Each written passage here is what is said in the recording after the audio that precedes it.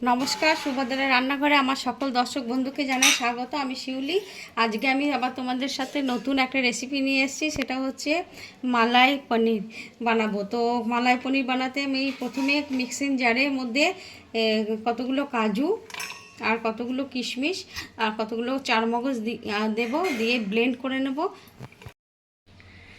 কাজু কিশমিশ চারমগজটা আমার পেস্ট করা হয়ে গেছে। এবার আমি মালাইটা দেব।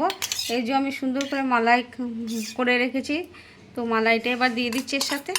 এটা দিয়ে আর একবার আমি ঘুরিয়ে নেব। কড়া বসিয়ে দিয়েছি, কড়াতে সাদা তেল দিচ্ছি, অল্প আর একটু ঘি দেব। ঘি 1 চিমটে দিয়ে দিলাম। ফোড়নে দিচ্ছি গোটা গরম মশলা, দারচিনির, এলাচ আর লবঙ্গ, এই সাজিরে দিয়ে দিলাম। ফোড়নটা ভাজা ভাজা হয়ে গেছে। এবারে আমি একটু 1 চামচ আদা বাটা দিয়ে দিলাম। আদা বাটাটা কষানো হয়ে গেছে। এবার আমি একটু জিরে দিয়ে দিলাম।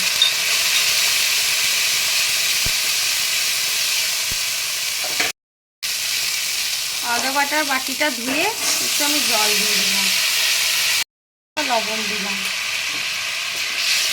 মশলাটা আমি একটু ভালো করে কষিয়ে নেব। আমি একটু কাশ্মীরি রেড চিলি পাউডার দিয়ে দিলাম। মশলাটা মানে যে ইয়েটা করে রেখেছিলাম কাজু কিশমিশ আর সেই পেস্টটা আমি দিয়ে দিলাম। আমার ক্যামেরাটা অফ হয়ে গিয়েছিলো। আমি এক হাতে করে, তোমরা জানো আমার ছেলে অপারেশন হয়েছে, আমি এক হাতে করে ক্যামেরা ধরে ভিডিও করি, যার জন্য আমি পনিরটা যখন দিই তখন আমার ক্যামেরা অফ হওয়ার জন্য দেখা হয়নি। তো তোমরা কিছু মনে করো না। আমি রান্নাতে দেখো পনিরগুলো দিয়ে ফেলেছি, সেটা অফ হয়ে গেছিলো। যাই হোক, আমি পনিরটা দেওয়া হয়ে গেছে। আমি 2-4টে চিনির দানা ছড়িয়ে দিলাম। আমি একটু কসুরি মেথি দিয়ে দিচ্ছি উপর থেকে। আমার মালাই পনির রেডি। আমি এবার গ্যাসটা অফ করে দিচ্ছি। আমার মালাই পনির রেডি এবং সার্ভ করে দিয়েছি। আমি যেভাবে বানিয়েছি তোমরা সেভাবে অবশ্যই বানাবে এবং বানিয়ে খেয়ে দেখবে। অসম্ভব সুন্দর এই রেসিপিটি।